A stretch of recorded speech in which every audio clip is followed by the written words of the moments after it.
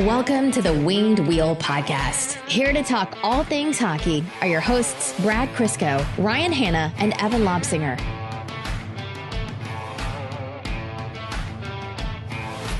I like this continuing law of Winged Wheel Podcast interviews where anytime it's a really significant interview, there is absolutely zero chance that Evan's life or schedule will allow him to make it.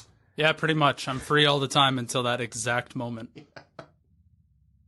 It's karma, and you know what? I won't tell you for what. But I don't know. Hopefully one day it all pays itself back. I don't know, Brad. We had a great interview. That was a lot of fun. I would say one of the most fun experiences of my life, Brad, doing that interview with Alex Nedeljkovic, you and I. Oh, it was super fun. One of the defining moments of the podcast, I'd say. Truly. Couldn't imagine missing it. I really don't care. Folks, welcome to the Winged Wheel Podcast. Back in the studio, much to the joy of my dog, who was able to see two of her favorite people in the world, but especially Evan again. It's been far too long. Yes, yeah.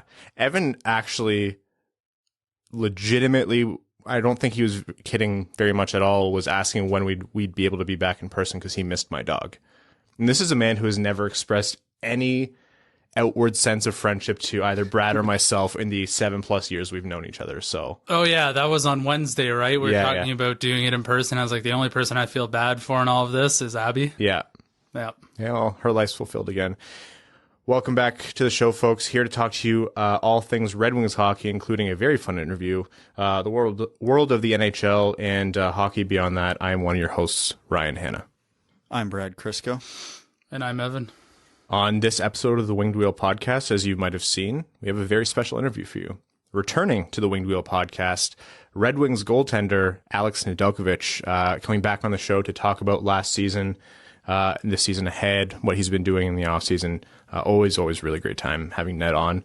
And then we'll be talking about should be the last big RFA signing that Yzerman has or had this offseason in Filip Zadina, who signed a 3-year contract. Some little bits of NHL and international hockey news, and then we'll get into overtime. Before that, I want to let everyone know tickets will be on sale soon for Winged Wheel Podcast Night at the LCA. It is our third round of running this in partnership with the Detroit Red Wings. What we do is we host a live podcast at the LCA featuring Ken Daniels and Mickey Redmond, who are going to join us on the pod. There are special Winged Wheel Podcast Night tickets, so those tickets get you not only access to the pregame live show where there's going to be food and drinks available for you and a meet and greet and merch and all that fun stuff. They're also discounted, and a portion of the proceeds from all of those tickets sold will go to the Jamie Daniels Foundation, who we are very, very proud to support. That is Saturday, October 29th versus the Minnesota Wild. Again, featuring Ken Daniels and Mickey Redmond. Evan, am I missing anything in that? I got the discounted tickets. I'll never forget that, thanks to you. That was the only thing I was going to mention. Yeah. You got it. So, we're excited for those tickets to go on sale, hoping that comes up for you soon. So stay tuned. Follow us on Twitter if you're not, and that's probably where that information will come out first. Okay. Do we just want to jump right into it with Ned? Yeah, might as well.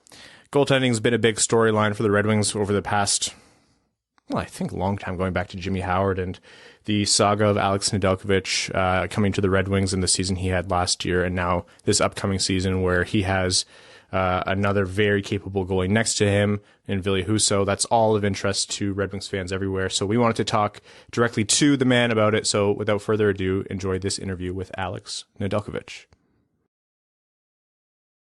All right, welcome back to the Winged Wheel Podcast. Alex Nedeljkovic, goalie for the Detroit Red Wings. Alex, how you doing, man? Good. How you guys doing? Not too bad. Have you been enjoying your off season so far? What have you been up to? Yeah, I've been enjoying it. Been staying busy. We got we brought home an 8-week-old golden retriever puppy at the beginning of the summer. So we've had our hands full trying to raise him and get him house trained and all that. But other than that, just simple stuff. Trying to enjoy the summer and just getting ready for the season. And you have one other big guy at home too, if I remember correctly. What's his name? Yeah, Zeke. Zeke, that's right. Black lab. He's about 3.5 years old now. And those two are getting along well? Yep, they're getting along really well. Brady's the golden, and it's very much older brother, big brother type of thing. Brady likes to pick on Zeke a lot, so to watch. Look, man, I think the only thing that can beat out the Brady and Zeke content this year is if you end up scoring that goal. So either way, I think you're set. Yeah, hopefully. We'll see. We'll see if that's what happens. So let's just jump right into this. Obviously, Alex, the last time we talked was before you started with the Red Wings, and you just had a full season with the team playing, if I remember correctly, almost 60 games. And it was some season for the NHL, the Red Wings, and you in particular. How did that season feel for you coming to a new team in your first year in Hockeytown? It was an adjustment. It was a long season, my first full 82 game season, and there was a lot of things that I'll be able to take away from it, good and bad.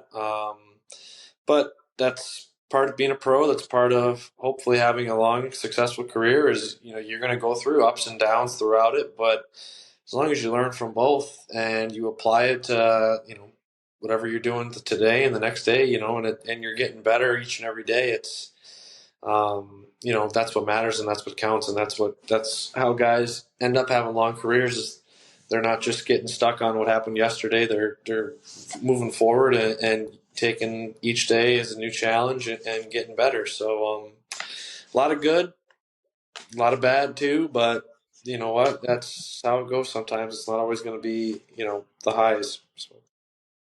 One of the big talking points anytime a goalie switches teams is just how it's going to affect the goalie with a different team, different systems in front of them, because obviously so much of the goaltending position is reading the play, anticipation, all that stuff. Now that you've been through it, what do you make of that talking point, and how dramatic is the adjustment going from a team like Carolina with their system, their core, to the Red Wings, and now possibly happening again with the new coach and a new D-core?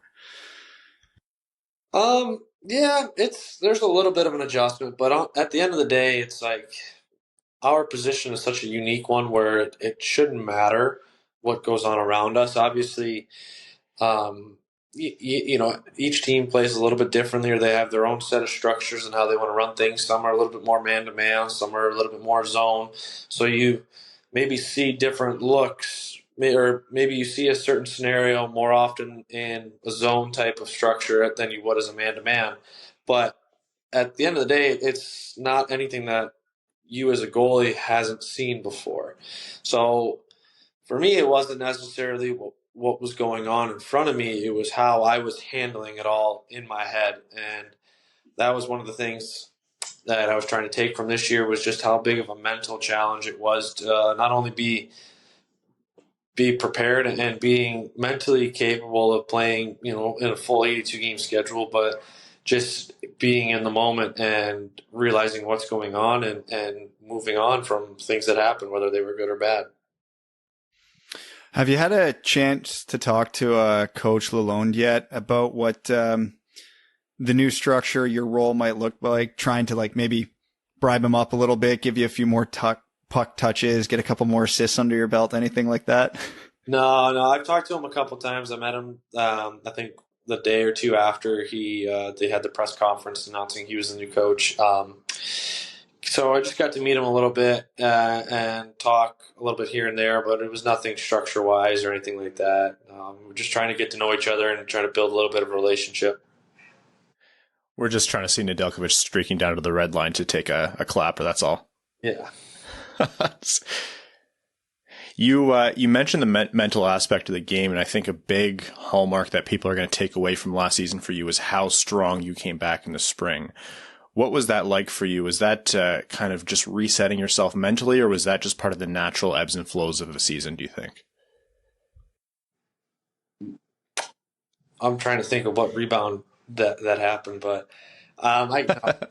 there were a couple good games in there, but yeah, it's a little bit was just trying to mentally reset and do a couple of those things that I mentioned earlier, and just refocus and move on. And part of it is just as well, like in season, it's you're not always going to have great games, and as a team we're not always going to have our best. It's the best teams Colorado had an off night every now and then as well this year, but what made them successful was they were going more nights than not, and their best was, better than most teams' best, obviously. But I mean, even their so-so games were better than most teams, on most nights. So that's what you have to do. Even if you don't have it, you have to still find a way to grind out a win and grind out a good game.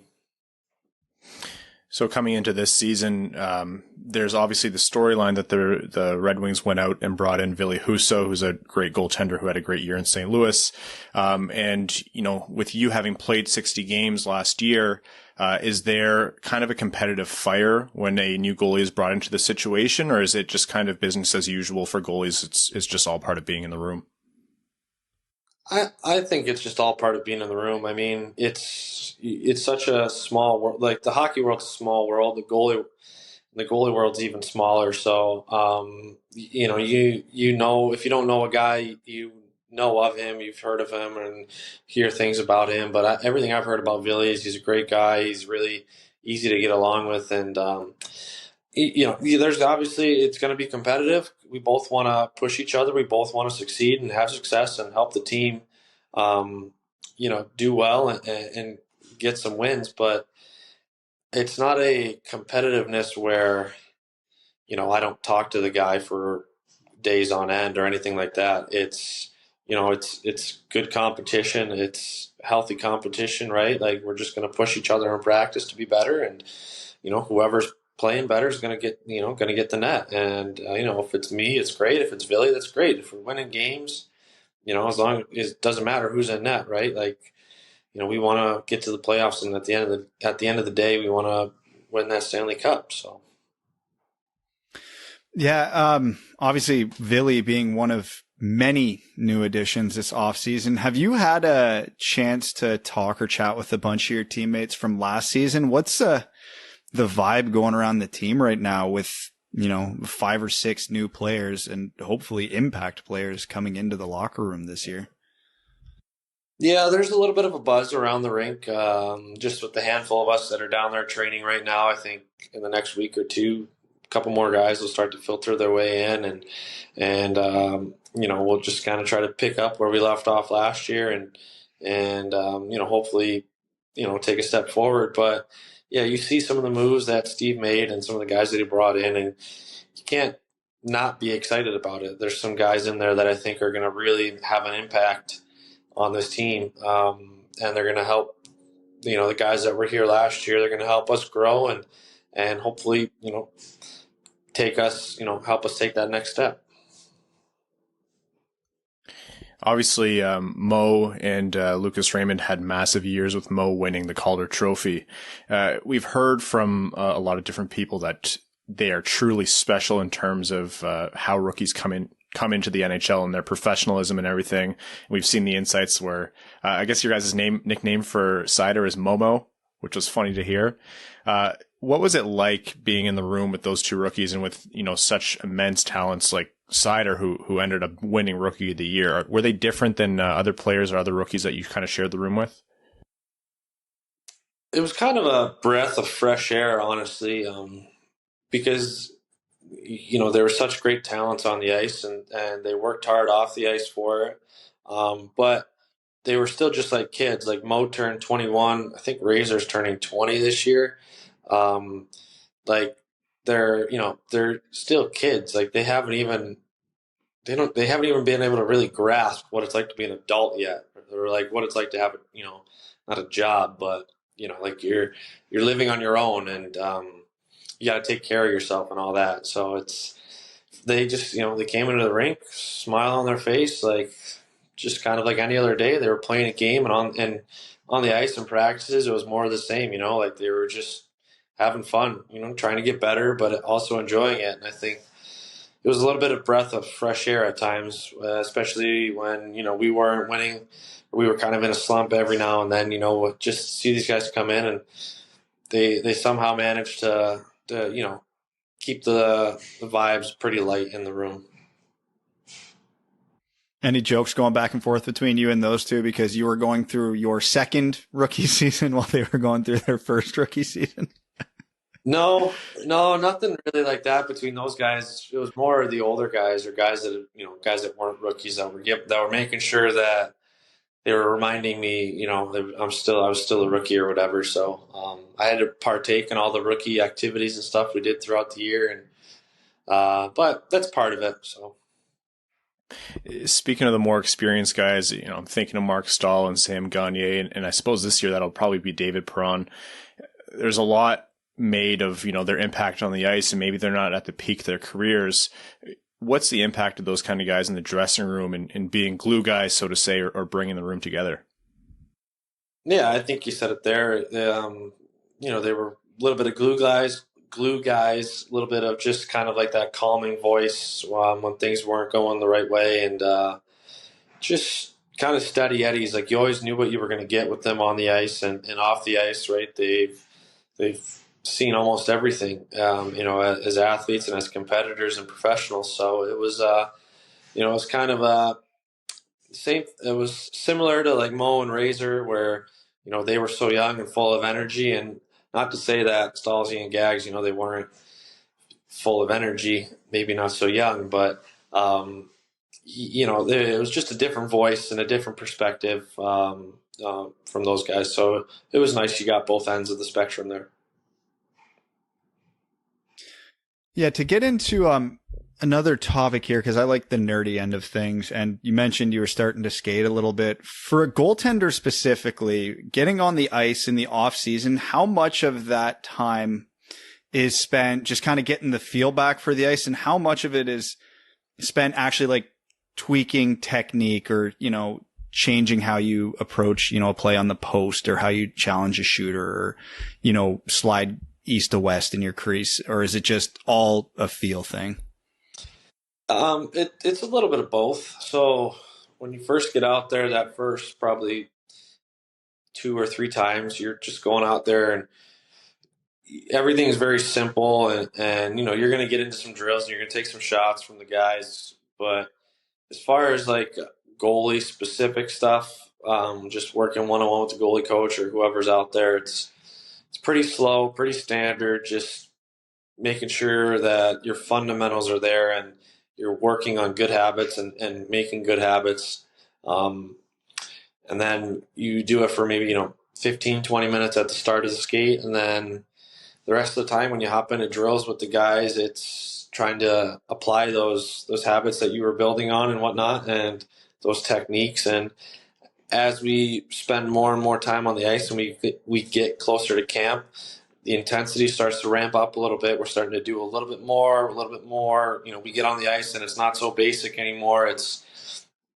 We do maybe one quick little warm-up drill for 2-3 minutes, and then we kind of get right into it, start doing a few more pushes or creating a few more scenarios, like different scenarios in our heads and whatnot. So it's, it starts out a little slow, but it doesn't take as long as you would think. By day 3 or 4, you kind of got that itch back inside you and that bug to kind of just like go. And even on the first day, it's hard to like not go. So for you specifically, is there anything technique wise or situationally that you've been putting a little extra focus on this summer?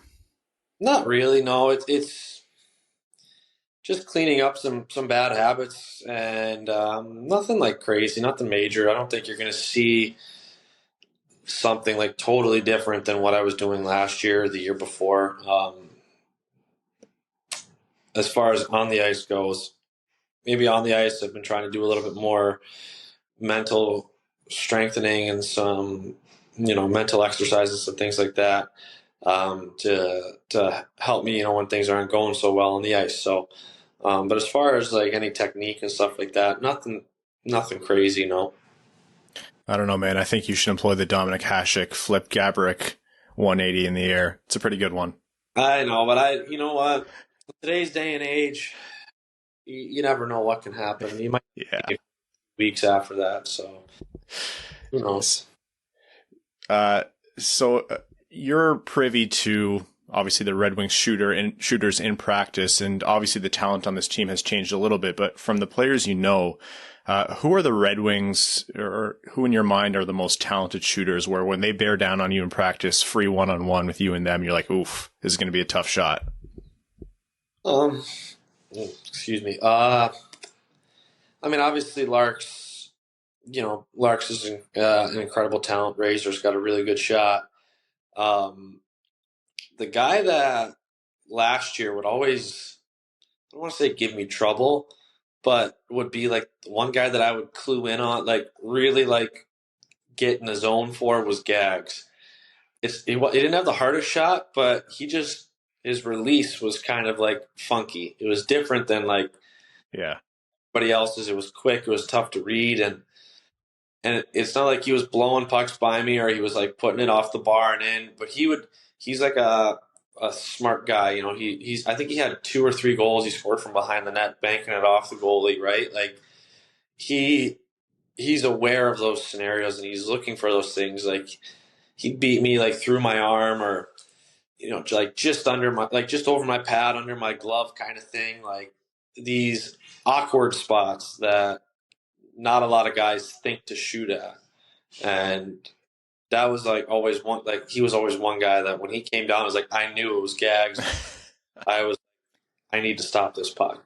So. It's the old man tricks. He kept getting you with the oldest tricks in the book. Yeah. You talked about funky releases and shooting angles. Talk to us a little bit about what that's like as a goalie, because obviously there are standard releases, but there are some, you know, incredibly deceptive shooters or players who can hide their release or do it in a way where it's different and it makes you kind of hone in. What does that look like for you in the crease, and who are some of the most prolific where you know, maybe not on the Red Wings, but you see them in a game situation, you're like, okay, I have to expect this shot at any time? Yeah, I like at this level, you know, everybody can shoot. Everybody's got a good shot. But there's guys, like certain guys that just it's usually the ones that like they get it off quicker. The guys that can do more with less, basically. They can still rip the puck 80, 90 miles an hour, but they're doing it in a almost effortless type of way. And that gets pretty tricky sometimes, just because the blade of the angle might be telling you one thing, or the angle of the blade might be telling you one thing, but then the puck kind of goes a different way, or it's not, it's not necessarily like, all right, the blade's showing me glove, but then he shoots it blocker. It's not like that. It's like this puck's going to go, maybe mid glove, and then he ends up getting it up that extra foot, and it goes it under the bar, kind of like that. So those are tough. Like a guy that gave me a lot of hard times in practice was Teuvo Teravainen. I don't know what it was. I couldn't figure it out. Every time he'd come down, and it would just it wasn't a guessing game, but it was just like, he just found a spot and he was able to pick it. And, wasn't necessarily like he did anything crazy. It was almost kind of different every time. It felt like, I just didn't know when he was going to shoot the puck. What gives you more trouble, the guy with the deceptive release or an OV one-timer? Probably the one-timer would be the more difficult save, just because if you're talking about a one-timer, you're going to be, obviously you're not going to be set on OV right there, right? You're going to be moving into that position. So that's always the most difficult save is east to west, or when you have to like move, like do a movement of any kind and then get set right away. Because if you're still moving, even if you're like in your position and you're just kind of like doing last little second adjustments, like getting square or moving your glove or your blocker just like an inch one way or the other, it's that puck's going so fast and they get it off so fast. It's it's almost impossible to catch up if you're not ready from the get-go. On that, do you have any conversations with your defense or even the coach systems wise to talk about like, give him the shot for the love of God, don't let that pass through? Or is it just kind of you let them do what they do and you adjust as needed? There's a little bit of discussion with us, but like on the PK, we'll obviously like their Washington's power play is pretty lethal one, And everybody knows, that Ovechkin's going to be standing at the top of the circle there. Everybody knows that he's going to let the puck go when he gets it. But yet he still finds a way to, to score goals from there. So it's like, there's really nothing. I don't know. I can't really say that there's a right way to do it. You just have to, be prepared for that night, and maybe it's somebody getting in the way of one extra shot, or it's maybe delaying that pass a little bit longer so I have an extra second to get over and get set earlier. Alex, you mentioned that the NHL is a small world, and obviously the goalie brotherhood's even smaller. Not allowed to answer Ville Husso. Are there any goalies around the league where you watch their game and you try to kind of grab parts of their game to integrate in your own, or you really admire the way they play? There's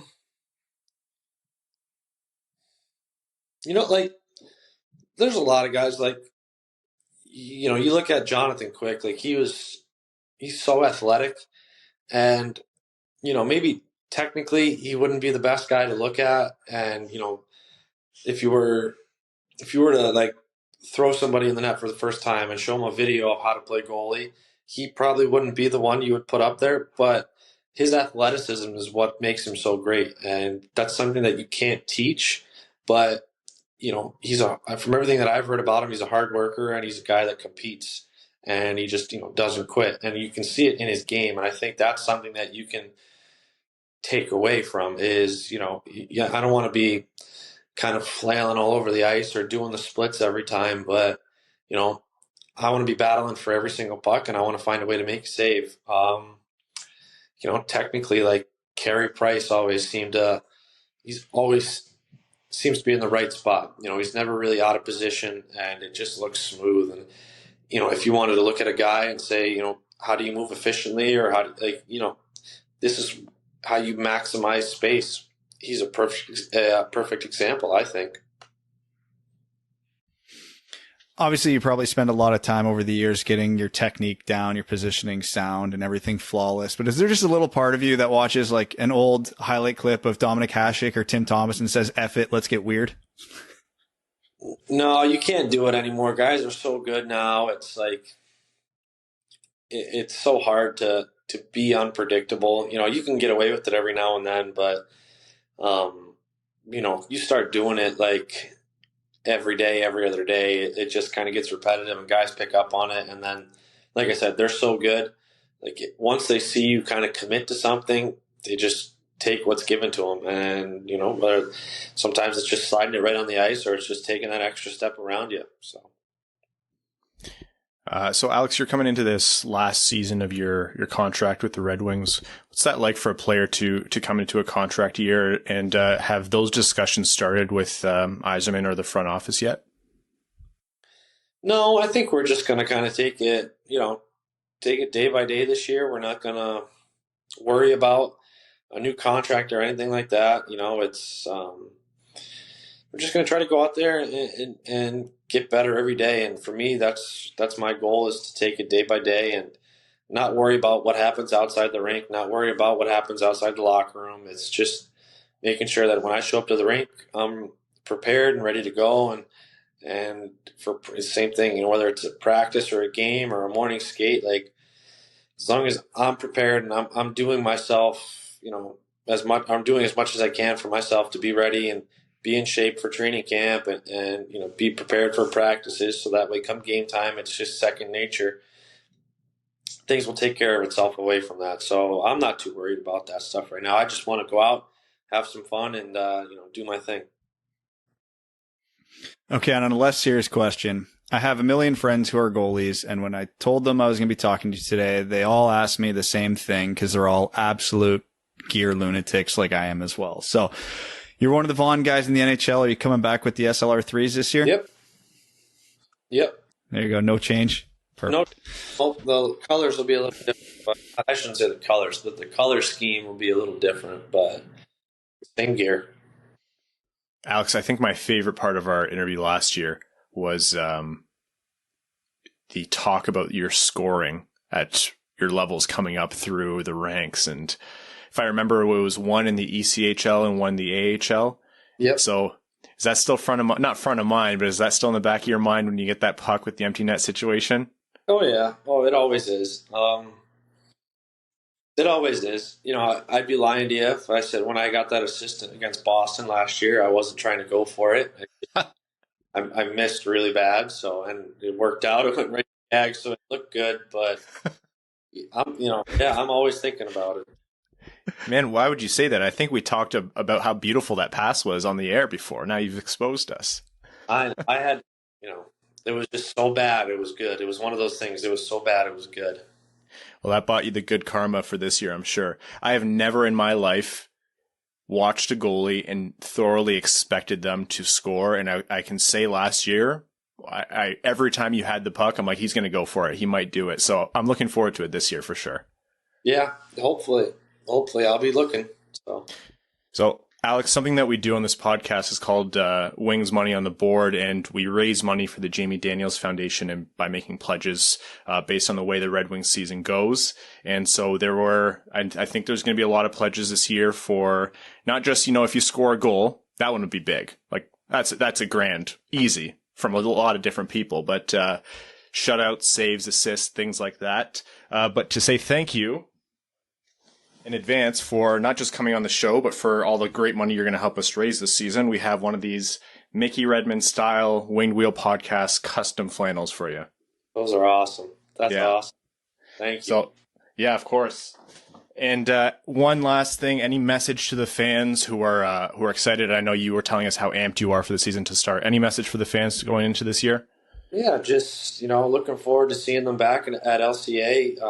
It was incredible. I was, I don't want to say I was surprised, but it was awesome to see the support and how every single night, whether we were kind of in a slump or we were winning games, like every night the fans showed out, you guys showed out, and it was awesome to be a part of. And hopefully this year we can get a few more wins and, give you guys something a little bit more to celebrate about. All right, folks, this has been Alex Nedeljkovic, goaltender for the Detroit Red Wings. Alex, all the best to you this season, and with raising Brady and Zeke, it seems like you're going to have your hands full. Yep, thank you, guys. I appreciate it. All right, cheers. All right, that was our interview with Alex Nedeljkovic. It's always, we've had a lot of really great guests on the show, but it's always a lot of fun and very interesting to have an active Detroit Red Wings player. And I think it's a privilege for us, and we're so thrilled to bring that to you. It's a fun and different dynamic, though. I think Alex was really, really great and gave us some really good insights into what it's like being a goalie. You can tell that there's no bigger critic to his own game than Alex Nedeljkovic. I like that comment he had when you were talking about like the rebound he had. The rebound, and he's like, "What? What rebound?" He's so. Even though we saw, and I maintain, I think we saw a return to form. It's not like he had a shutout every game, but we saw a lot more games where Alex Nedeljkovic really bailed the Red Wings out, or at least was up to the task. Not according to Alex Nedeljkovic. No, in the last quarter of last season, right? But according to him, it's like, he wants to be at the top of his game, and that's not a surprise. All premier NHL players have that drive. But yeah, it was really, really interesting and very kind of poignant for him to say that. I'm excited to see. I'm excited to see how he bounces back this year. You can tell it's a priority that he comes out and has a great season. I think I can't remember who I was talking to, or someone was tweeting at me. There's a lot of confidence, I think, in the Red Wings goaltending around the league to have a Husso Nedeljkovic tandem, and that genuinely has to be on paper, not counting the quality of the team and the defense in front and anything like that. On paper, one of the better goaltending duos you can have in the division. Yeah, as far as a 1-2 punch goes, because they're both youngish. I think Ville's a little older than Ned, but both have high upside. And, like we talked about, the odds of at least one of them popping is pretty good. And if they both do, that's one of the best tandems in the league. So all the best to Ville Husso joining a new team, and Alex Nedeljkovic looking to build on the positive parts of last season. Before we move on here, I want to let you know that this episode of the Winged Wheel Podcast is proudly brought to you by NordVPN. Are you missing out on a game or your favorite show because it's not available in your region? Let me introduce NordVPN. Using NordVPN and a click of a button, you can watch and browse as if you're elsewhere in the world, making sure you never miss a game and can watch whatever content you'd like. No need to travel across a continent or oceans for your favorite team when NordVPN brings it right to you. With more than 5,000 server options, no game or show is out of your reach. Using the link nordvpn.com/wingedwheel, you can receive a huge discount on NordVPN's cybersecurity 2-year plan, plus 4 free months. We all love to binge, but privacy is a big deal too. NordVPN keeps your information encrypted so you never have to worry about your IP or location getting out. They've also doubled down on keeping you safe with their new threat protection feature. Say goodbye to intrusive website ads and malware. Even if you download an infected file, threat protection kicks in and deletes it before it makes a mess of your computer. Don't forget, there's literally no risk to you with their 30-day money-back guarantee. Give it a try, and if you like it, great. And if you don't, they'll issue a refund and you can pretend the entire thing never even happened. Check out our special link, nordvpn.com/wingedwheel, to get your subscription started today. You think NordVPN can erase some of my bad golf shots? Maybe. You know what? They do a lot of amazing work, but I don't think they can help you with your putting, buddy. Isn't it tracked online? If we're talking about golfing, my putting the past 2 rounds has been electric. I've figured something out. And I'm not going to talk any more about it because next time I go out and I do the same thing, I'm going to 3-whack all around the course. Thank you for talking about your 3-whack. That's right. Okay, let's jump into the signing that was pretty much capping off Yzerman's work, barring something surprising happening, which is it's Steve Yzerman, so you never know, for the summer. Filip Zadina, where there was only quiet and there was a long length of time where we heard nothing about it, signed. He was a restricted free agent. Signed a 3-year, $1.825 million per year contract, extending with the Red Wings, and he is still a restricted free agent upon expiry of that contract. So, initial thoughts. There's a big range of possibilities as to how this contract's going to play out. And if you're talking just the likely ones, none of them are bad. If Filip Zadina does not improve 1 ounce from what he is currently, this is a perfectly reasonable price to pay a good third liner who can chip in 25, 30-ish points. 1.8 isn't a ton, and that's good value for what Zadina currently is. And despite his struggles, I'd say the odds of Zadina regressing are extremely low. Based on, just the way he's been playing, the bad luck he's already had, and some of the other things he's been working through, and some of his strengths, obviously. But the other end of this spectrum of possibilities is in 3 years, we're talking about the last year of this contract as one of the best value contracts in the NHL. If Zadina does turn into even modestly a 20-30 guy, like 20 goals, 30 assists, playing on a second line, that'll be one of the best value contracts in the NHL. Now, I'm not saying that's likely to happen. That's literally the other end of the spectrum, like very end. Yeah, but would anybody in the world be surprised if I told you, hey, he learned to aim. Filip Zadina scored 20 goals this year. He learned to aim is shoot better. Yeah, I don't think a lot of people would think that's completely out of the realm of, I don't think people would think that's crazy. Again, based on the way his career's played out so far, not the most likely scenario. But we had our hot take nuclear take on the thing that wouldn't even be a lukewarm take. It'd be like, yeah, okay, he finally gets together. It happens with young players. So I was shocked that Zadina agreed to a 3-year contract at that AAV. I figured Zadina would want to bet more on himself. And I'm not surprised that the AAV came in at this, because Yzerman obviously is like, hey, we like you, but you haven't done anything yet.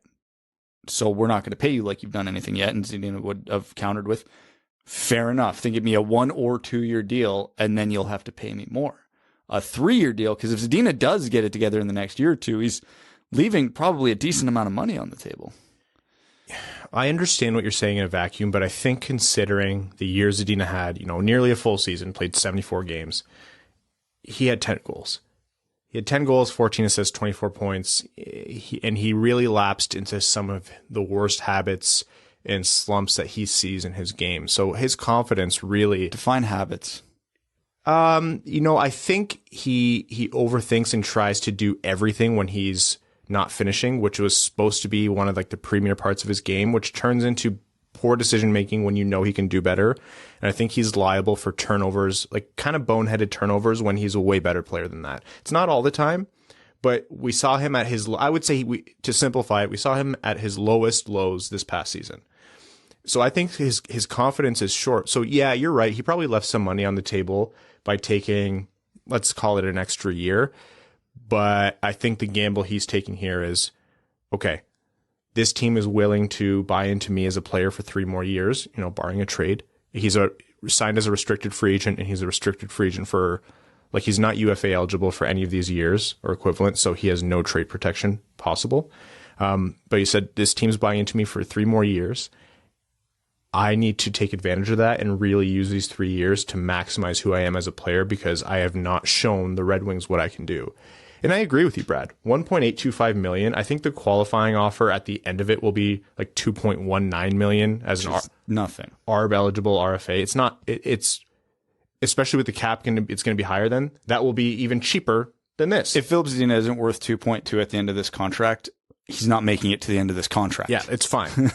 So on balance, the Red Wings got an all scenarios win here. It would take something absolutely catastrophic and for this to not be at least worth 1.825 for the next 3 years. And then in that case, you're just like, okay. You're on the hook for, even if you bury him in the minors, they're on the hook for what, about 900,000? It's fine. Yeah, okay. A couple more hot and readies. That's it. If you're wondering why your pizza's 50 more cents, Michigan, that's why. But no, thanks, Philip.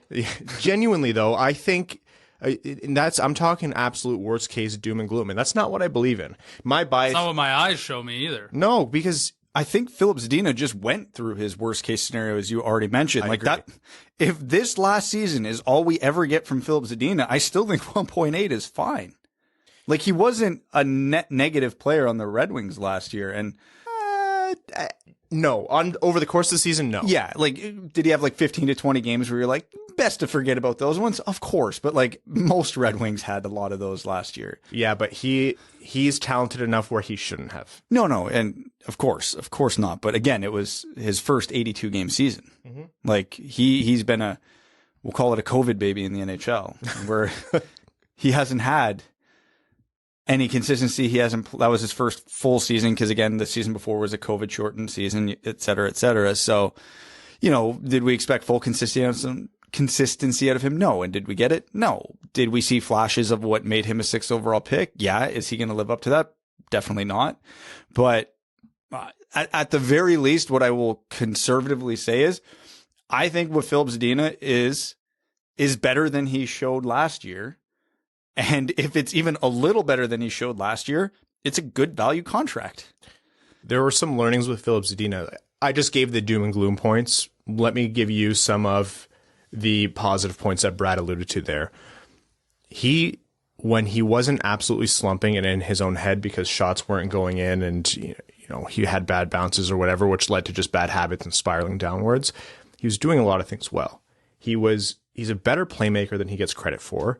He was able to carry the puck, and when it sounds so stupid to say, but when he wasn't making bad decisions, he was making great decisions on the ice. Huh. When he was, yeah, I know, right? Simply win. When he was paired with someone like Jacob Vrana, who obviously is a phenomenal player to be paired with, you really saw a lot of things click with him. He's not going to drive a line on his own. We've learned that with Filip Zadina. That was the hope when you drafted him 6th overall, that maybe from the wing he'd be able to play a little bit more. And that's okay that he's not that player. Like Brad said, we can't hold him to that 6th overall pick standard anymore. Much like Michael Rasmussen, you have to let go of where they were drafted and just hope that they can turn out to the best version of what we've seen from them. If Derek Lalonde and the Red Wings coaching staff and management staff just gives Zadina the best situation to work with and helps to stop him from getting so down and spiraling further and further downwards, I genuinely think we can see more of the positive games, where instead of 15 to 20 games where it's like it's best to forget that, it's like a handful each year, the same amount that Larkin has or Bertuzzi has or any like other good player on the Red Wings. Stinks on the same night the team stinks. If he ends up being a middle 6 player who can contribute on the power play, I think that's a really good turnout for the Red Wings right now. I think he could be more than that, but I think that's what they should be targeting with him. And I think there's still so much in him. He's still 22 years old. He's not going to. He'll be 23 at the end of November. He's still 22. I think this guy has a lot more in him, and it's not like he's devoid of talent. He's not end of career Franz Nielsen out there. It's very hot, very cold. I mean, the easiest thing to fix is the finishing ability, but I just don't know that shooting skill is necessarily there at the NHL level. I mean, for perspective, they were picked about a round apart, but he was in the same draft as Jonathan Berggren. And we're talking, he probably doesn't make the Wings this year. Mm-hmm. And Zadina's going into his, 4th season? So, I don't think we should be too down on him just yet. I mean, he was young enough to qualify for Corey Promin's pipeline rankings this week. Yeah, which I thought was Red Wings ranked 2nd, by the way. Yeah. I thought it was funny that he qualified for that. I think But there's so many players in the league that it's really easy to forget just how young they are. If you polled anybody around the league, or even your average Red Wings fan, not allowed to Google it, how old is Filip Zadina? It feels like the answer is like 26. Michael Rasmussen, 33. Yeah. I honestly am often talking in circles when I talk about Filip Zadina, because my very obvious bias is that I want this guy to succeed. And not because it's like, oh, we want to be right about Zadina because we were excited about him. I think most people were. It's just that it's not like he's been a flop from the start. We've seen it in him. I think there's more to be unlocked. It's not a guarantee that it will be. It's on him and it's on the coaching staff, but I think it's there. I would think it's one of the top priorities for the coaching staff will be to fix or be the Filip Zadina whisperers. Yeah. Like you would think it. Because they've basically got the team already. Like they brought in all these guys. They're not getting an ultra superstar like Edmondson might make the team, but you're really going to have to develop from what you have on the Red Wings roster right now. And Filip Zadina, if he scored 20 goals this season, I wouldn't be surprised at all. And I'd say that's a job well done after the past season. A 20-goal season, I think, should be the target. Absolutely. And for a small sample, but we've seen him score at a 20-goal pace before. Yeah, he was a half a point per game player well into the start of his career. And it wasn't until this season where he really dropped off of that pace. But yeah, it's there. And Yzerman took a gamble in the sense that he's like, well, we'll keep you around for 3 years.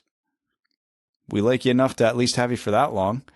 And like I said, Zadina said, okay, let's do it. So, and at the end of it, Zadina is still an RFA. Detroit will still control his rights.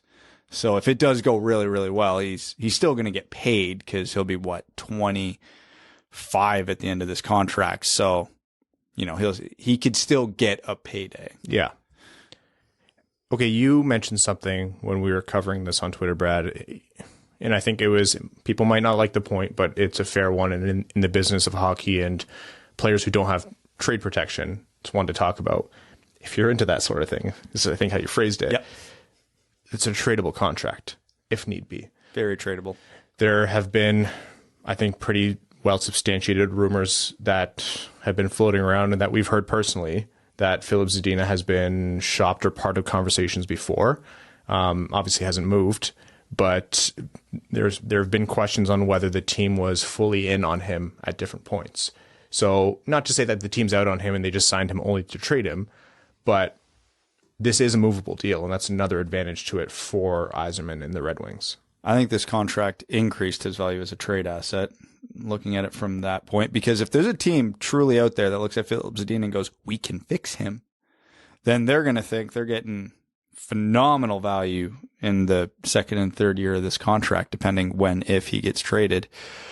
And it's would be, again, pretty low risk for the team trading for him, because if it doesn't work out, like I said, it'd only be about $900 on the cap hit to bury him in the minors. So yeah, it turns into a, potential just change of scenery trade to, okay, this could be a valuable asset to a lot of teams. We talked a lot about Zadina's struggles over the last season, especially. What, in your mind, needs to change in his game, and what needs to change in his deployment or usage from a coaching perspective? So, both sides of the coin here. What needs to be done differently to give Filip Zadina the best chance of being the best Filip Zadina? A shooter-tooter in his driveway. Isn't it? It sounds overly simplistic, and yes, the reasons for it are much more complicated, because when you lack confidence, you rush shots, you feed the shot into the shin pads of the defender, you don't pick the right spots to take the shot. So it's more complicated than just his aim sucks. But I think all of Zadina's problems come down to his shooting right now. And I truly mean that, because we've seen him at his best away from the shooting be a good defensive player, compete super hard, can distribute the puck, one of the best players on the Red Wings for transporting the puck through the neutral zone and into the offensive zone. So he's one of the better zone entry players. He can create chances off the rush better than almost anybody not named Dylan Larkin on the Red Wings. And then he gets to the net, screws it all up, destroys his confidence, and then like a virus, it starts spreading into the other parts of his games. Because when he's going, you can see it. He gets if he could play Carolina every game, because it feels like every goal he's ever scored has been against Carolina, he'd look like an entirely different player. But yeah, when you miss that many chances, when you expect to have 25 goals based on the chances you've generated and you're walking away with 10, yeah, your confidence is almost impossible to keep high at that point. And, if you have no confidence with the puck, well, guess what? You're going to stop carrying the puck. You're not going to want the puck. You're going to want to give away the puck. You want this on and off your stick as quickly as possible. So, that wasn't the case for every game with him. Like most games he was able to keep that under control, but when he couldn't, it was obvious. It was malignant. It spread to every part of his game, where shooting talent shouldn't turn into a boneheaded decision in your own zone where you're giving the puck away. But it did. That's the kind of mental that he struggled with, where I think you have to kind of think that he was in the doghouse a lot.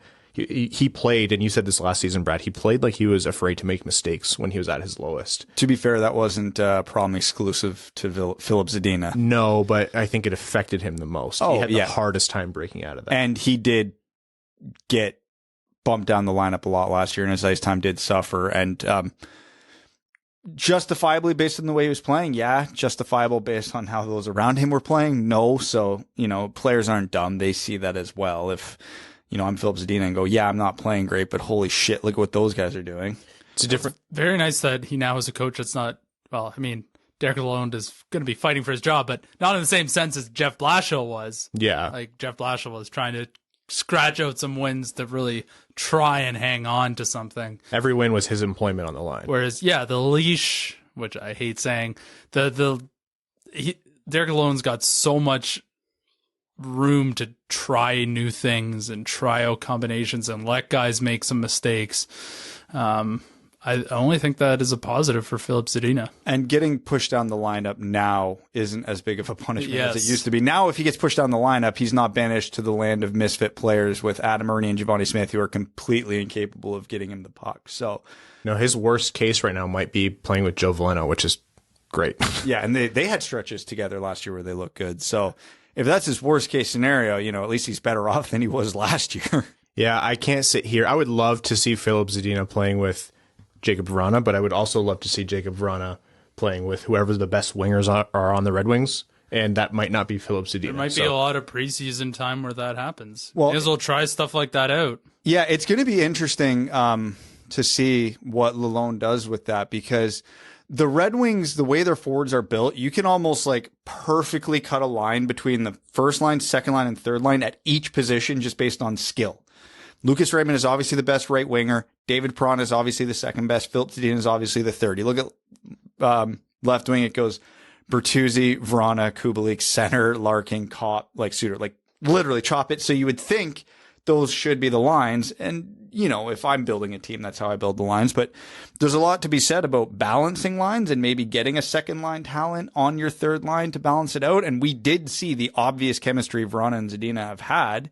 So maybe Perron and Zadina flip-flop, and then just to kind of keep those matchups together, and then running instead of a de facto number 2 line, you have a slightly weakened second line, but now a second and third line that is legitimately dangerous, which is something not every coach, but a lot of coaches do deploy. And if Lalonde wants to take that strategy, pairing up Zadina with Vrana would be the best way to maximize that based on what we've seen in the past. Like Evan just said, not even just the preseason, but over this entire year as the Red Wings figure out their chemistry with all those new players that Brad just talked about, I think there's going to be opportunity to do that. And you're right, Evan, I think you'll see it in training camp too. Yeah. I bet you there'll be a very clear idea of very early in training camp what they're sort of thinking or what they're trying to tease or what they're trying to play around with. And, Filip Zadina now I think he can breathe a little more now that he has a contract. And what he now has to do, aside from the joke I made earlier, which is just play well, which is even if he's bumped down the lineup because there are really great players ahead of him, be ready for the first injury, trade, whatever opportunity to go in and step in. And, anytime the top 6 are slumping, and if he's not in them, then be the depth scoring to justify moving up. This is an opportunity for Filip Zadina. I don't want to say it's like, he's lucky to have it. No, I think it would have been foolish for the Red Wings to just outright give up on him for nothing. But he has to make really good use of this next year, especially. He has every opportunity to garner success at this point. Yeah. All in all, I mean, from Filip Zadina perspective, not counting money left on the table or whatever, I think he has to be happy having 3 years of runway and confidence from the team. And from an Yzerman and Red Wings perspective, like, is this going to win them the cup? No, but for an RFA contract and a player in Zadina's situation, there are very few scenarios where the Red Wings don't come out ahead here, in my mind. I think this is a really, really good piece of work from Yzerman and his front office. Yeah, the worst case scenario we talked about, I actually don't think is. I give it a less than 2% chance. I think the baseline is he is what he is, and you're paying 1.8 for a half decent third liner. I think that truly is the realistic worst case scenario, which is fine. It's the same as Michael Rasmussen. You're paying them not a lot of your cap, where worst case they are what they are right now, which isn't what you wanted, but it still contributes in a way to the team as long as you use them properly. That's it. And unlike Rasmussen, there actually is a chance Zadina could pop. Like, whoa. No. Like, I'll back off. You two go ahead. Rasmussen can outplay the contract for sure and showed potential, but like, Rasmussen's not a guy who there's not a thought in anybody's head that he's a 25, 30 goal scorer. But wasn't that one of your hot takes, Evan, that Rasmussen could pop 25? Or did I say 20? I probably said 25 because that's more hot. Yeah, it was a hot take. But we're referencing right now our last Patreon exclusive offseason episode was Hot Take Nuclear Take, and we did Red Wings and NHL takes. So it's good fun. And it kind of turned into Red Wings, NHL, and Leafs. But yeah, guess what we had to say about the Leafs? Subscribe to find out. But I'd like, we've seen improvement from Rasmussen, but we've never seen Rasmussen at the NHL level look like a 25 goal guy. He's never, we have seen. Well, do I have something in store for you for 22, 23? I hope so. But we have seen stretches from Zadina where he looks like a legitimately dangerous top 6 forward. So he just has to, like, again, at this point, likely nobody's saying it is, but that still remains in the world of possibilities for Filip Zadina. So 15-goal Michael Rasmussen, you think, is the absolute peak we'll see from him? Not peak, but I think we're close to it. Okay, because like I think like a career year for Michael Rasmussen at this point is like 20-ish goals, give or take. I think the nice thing about Michael Rasmussen, I think he was lost at the start of his career. Like they really wanted to force him at center. He didn't really know how to fit in. He was young. He was stuck in this weird spot, and I think last year, really, he started to figure out what his role is and how he can succeed in the NHL. And we definitely saw that as the season progressed. So I think this year, him and Filip Zadina have everything in place for them now to succeed. It's just they have to grab on and do it. In the textbook of how to develop a prospect, there's going to be entire chapters on Michael Rasmussen and Dennis Cholowski just labeled what not to do. Yeah. Dennis Cholowski's name popping up on the cap-friendly transactions, like every 4 months, is like what could have been? What could have been? Okay, let's take on some NHL news before jumping into overtime. Phil, going to Vegas. Hell yeah! Vegas signing Phil Kessel for $1.5 million is, I think, great for Vegas and great for Phil. That's a absolute bargain for Vegas. So he's got the all-time longest active game streak, right? He will tie it in Game 7 of the season against the Toronto Maple Leafs. So the Leafs are going to lose because it's Game 7. Did you have that one chalked up? No. Wow. Off the cuff, baby. Oh my God. Evan, did you just level up as a podcast host? I must have. Watch out, everybody. Yeah, I forget. I might not have this exactly right, but the way the Vegas schedule worked out for Kessel is almost perfect because he would tie the all-time record against the Leafs. He would break the all-time record against Vegas's biggest rival, the Sharks. Yeah. And his 1,000th game would be against Arizona. That is crazy. The hockey gods work. Do you think the league just set that up as like was like Vegas? You have no. Yeah, they looked at the schedule and said this one works best. Sign him. No, the NHL, who in some markets comes third in priority for the arena, absolutely could not set that up. Especially when there's only 2 pro teams in the city. Yeah, when the NHL regularly has to worry about where Ariana Grande is performing to schedule the games. And I heard she puts on a hell of a show, but yeah, tough for the NHL scheduler. The NHL scheduler who just got out of COVID, just trying to barely make everything work, disheveled and hardly conscious, listening to this podcast, hearing you wonder if he did it on purpose. Probably ready to throttle. He's like, right yes, now. Yes, of course, it was my finest work. Yeah, punched through his 3rd monitor of the week. Yeah. And then the World Cup of Hockey, apparently in the works to come back for 2024.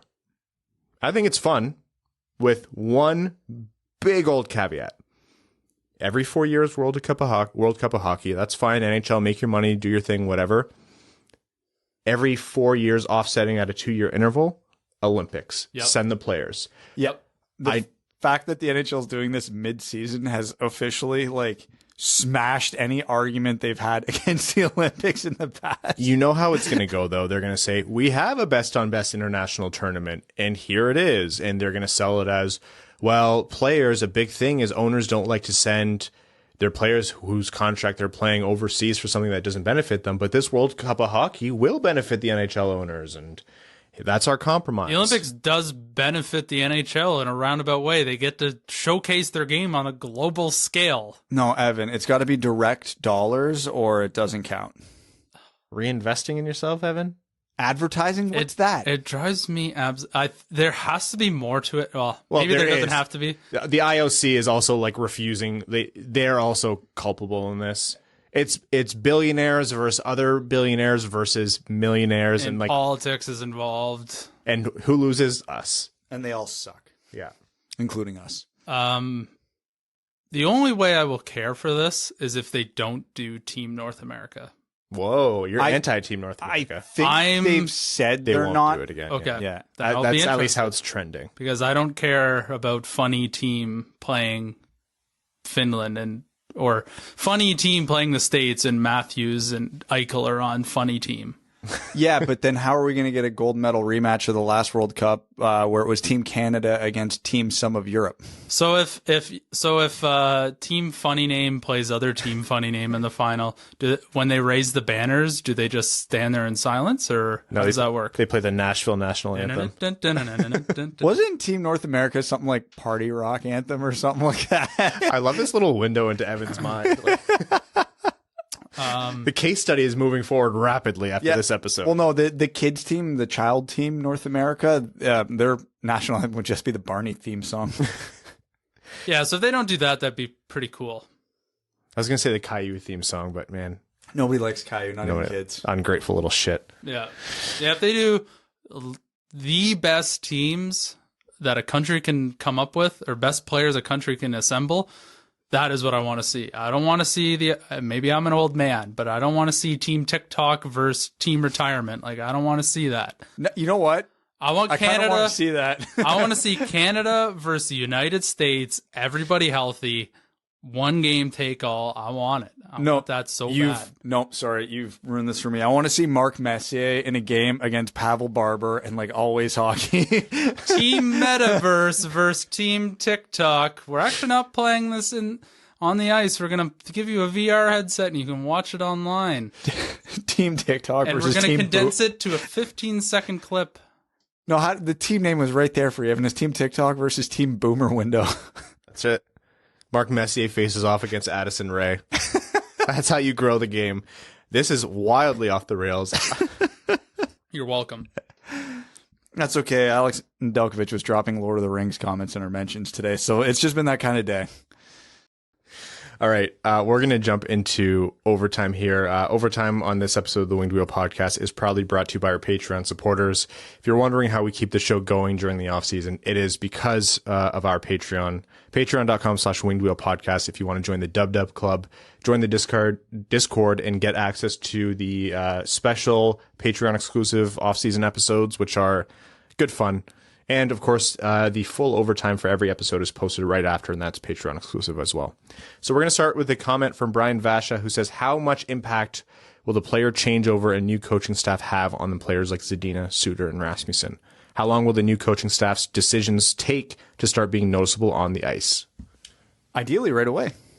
It should be right away for like somewhat of a noticeable change. Training camp and preseason are very long. Some of these things should be locked into the players' brains by the time the season starts. But to see truly what we're getting out of Rasmussen and Zadina from Lalonde, that will take much longer. The impact of the new players, like we mentioned during the conversation about Zadina, it's going to make it harder for them to move up the lineup. But the flip side of that coin is they're going to have better players to play with. And play less tough matchups. So, teams can game plan, and they will game plan a lot more for a top six winger than they will for someone who's buried on the third or fourth line. So if he ever needs to break your confidence through, it's by playing against the other team's, fighters, grinders, less talented players, rookies who are more liable to make mistakes. It's not a given. And another important thing to remember is that just because we drop these lines and these are the ones that make sense, like you were talking, Brad, where you can actually like rank them in terms of skill, by all rights, it's not going to shake up that way. It's not usually how it goes. Or if it settles in there, something will break that combination eventually. Not maybe to the degree we saw with Jeff Blashill, but to some degree. So, yeah, there's a lot there that can benefit, but it's a two-sided coin in my mind. Okay. There is a question here from Gingerbeard Man who says, it's starting to feel like we have moved from nuclear to hot takes regarding Larkin and the lack of an extension in place. Is his agent trying to make Yzerman blank? That's kind of his job. Yeah. If you're Larkin, you hope so. So, I mean, if you've seen news or tangible reports, I'll tell you there's almost nothing coming out of that negotiation. It is not. Obviously, Yzerman will never release anything, but for Larkin and his new representation at CAA, it's in their best interest to not, blow this up and make it public either. So there's very little leaking out of there, which is a good sign because it means it hasn't gone south to that degree. But yeah, Larkin changing representation right before a big contract negotiation, probably the single most important document he'll sign in his life. It's going to have the biggest financial outcome. They're definitely trying to maximize his return here. So I don't know. What if you had to guess what they're aiming for? 8.5 by 8. Probably around there. I wouldn't be surprised if 9 is an initial ask, something like that. And Yzerman is a pretty patient guy. The foremost story of that is when he let Steven Stamkos test the market. Like, by all rights, Stamkos was ready to walk. Now we're back to Dennis Cholowski. He came back to Tampa Bay, so he'll take it to the wire if he needs to. I'm sure he's not fond of that idea, especially with someone as important as Larkin, but it's happened in bigger situations. So, yeah, they are trying to make him blink, but it's all par for course. Did you purposely link Stamkos and Cholowski there? Yes. Okay. Yeah, he's on it. I was going to say, because that was the trade down to get the money, so okay. He's like, and it turns out Steven Stamkos never even talked to the Red Wings. Nope. That is, wow, what a next level game planning. Turns out that this offseason slowdown really re-energized Evan more than you or I. Well, at least on the plus side, it wasn't like the other end of that draft pick swap was Jacob Chikrin or anything like that. Anyways. Oh, my heart. Jeremy Dahl says, next question in my series about the Red Wings. Why do the Red Wings have the best fan base in all of the NHL? Let me tell you something that I really love about Red Wings. They got the best podcast. Oh, absolutely. With the best host as according to his performance today. Are you going to keep this going? Nope. Thanks for your confidence. You're welcome. Here's something that I love about Red Wings fans. They are a smart crowd in the arena. They understand the nuances of the game, And it doesn't mean that they're not biased and they're always objective. No fan base or crowd should be. Like, that's just not that's not what sport is for. You should be a little biased out there. You should cheer for the best outcomes for your teams. But you look at teams who are very new to being successful, and they'll cheer or boo nonsensical things, or like the world's most obvious, like a guy who was not even dressed ran on the ice and two-handed chopped the other team's like anthem singer and gets kicked out of the game, and the fans will boo the refs for that. And it's like, you know what? You got to learn a little bit about the sport, but the Red Wings have part of being successful for so long and truly being Hockeytown. I really appreciate how smart Red Wings fans are, especially in the game. It makes me miss when the Red Wings played playoff games because you could really hear them more. I'll give that a woo. Watch yourself. Watch yourself. Okay. Question here from Large, the prophet of the towering behemoth. It got truncated. It says, with Liam Dover-Nielsen having played first line left wing in a couple of preseason games, Theodor Niederbach and Marco Kasper both playing center in the Rogla games with similar minutes, but officially on the second and third lines respectively, I would say all three are looking good for the future. Lord Elmer also played center in J20, but developed so quickly he never got moved to that position in the SHL, but he does have experience from it. Who do you think is most likely to stick at center and why? Why is there no talk of Elmer Soderblom as future center? Tage Thompson was a winger until he wasn't. Thoughts about that comparison? I find Thompson and the Behemoth to be quite similar with a similar narrative around them. Also, I just bought a horse, a halflinger full, I guess what it's named. Naturally, it's named Elmer. That was a ride. Congrats on the new horse. Sorry you didn't name it Evan. Out of those three, the only one I think is going to be a center at the NHL level is Marco.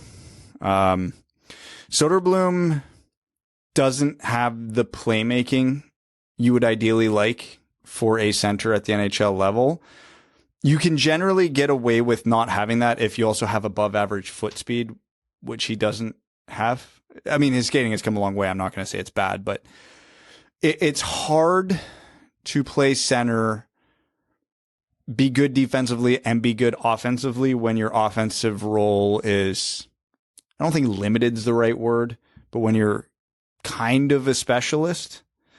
So, plus with his skill set and the way he is, he'd be way more successful on the wing in general, playing with a guy like Marco Kasper, who can do most of the skating, transport the puck, and then in the offensive zone, get it to Elmer and then let him do his thing. So, and Niederbach, I just don't think plainly is quick enough, or physical enough to be a center in the NHL. I still think Niederbach's a longer shot to not make the NHL.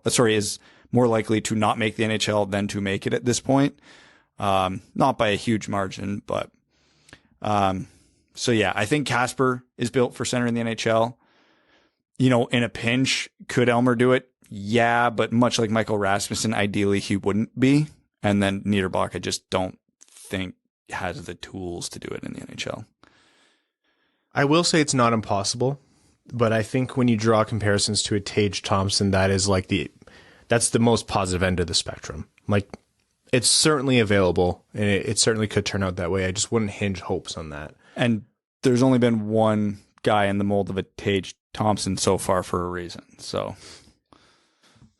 this could all turn upside down once we see how Soderblom plays in North America, though. Like, it's still a very big question mark. The error bars here, speaking to the statistician side of Evan, those are quite wide. So I don't think it's a crazy thought. Just probably not one that I would hedge bets on for now, but it's an interesting discussion.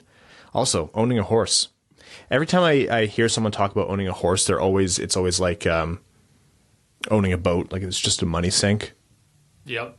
But you also have a horse. That's pretty badass. That'd be cool. Question here from Connor Murphy. If the Red Wings were in the Pacific Division, do they make the playoffs this year? It makes it interesting, I think. I don't know that I think they make the playoffs, but it's closer.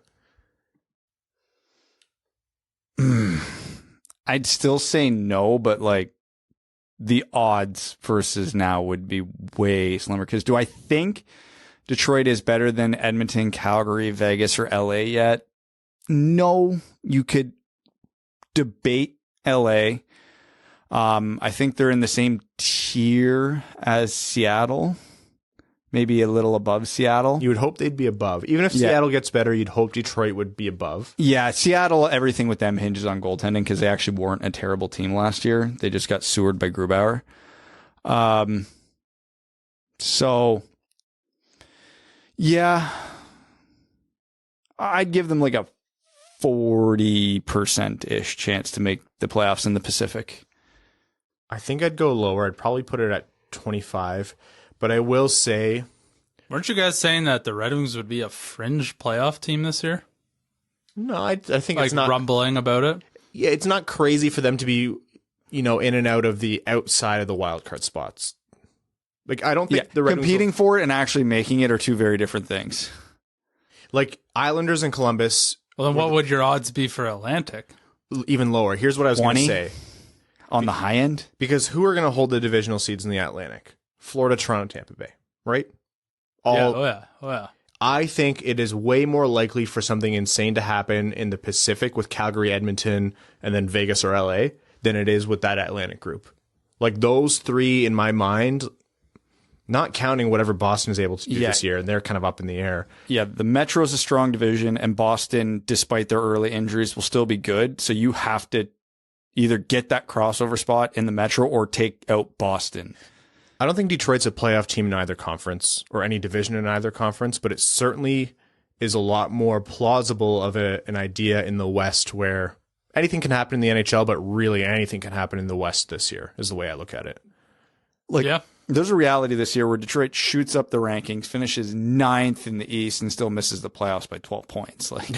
Yeah. If the Red Wings, how many points did they finish with last year? They had 70-something? 74. The Red Wings could improve by 20 points.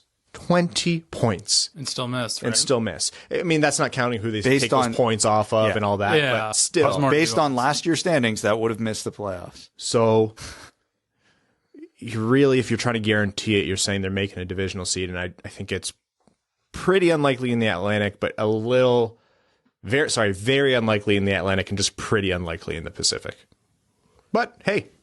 This would have been a conversation that you would have had to have smacked me for entertaining just last year. So we're getting closer. All right.